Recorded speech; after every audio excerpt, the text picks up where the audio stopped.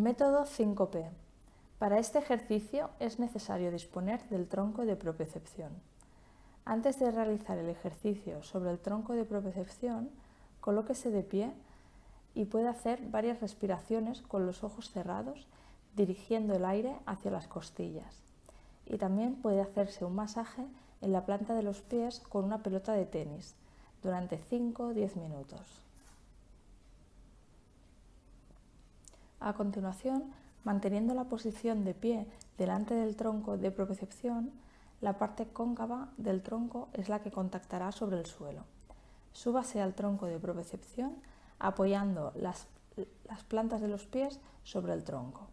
Rodillas ligeramente flexionadas, retroversión de la pelvis y autolongue la columna vertebral dirigiendo la barbilla hacia el esternón.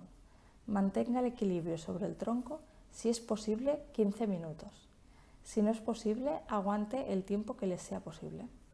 Durante la ejecución del ejercicio se produce una activación de forma refleja, es decir, involuntaria, de la musculatura del suelo pélvico y de las fibras inferiores del abdomen. Realice el ejercicio solo una vez.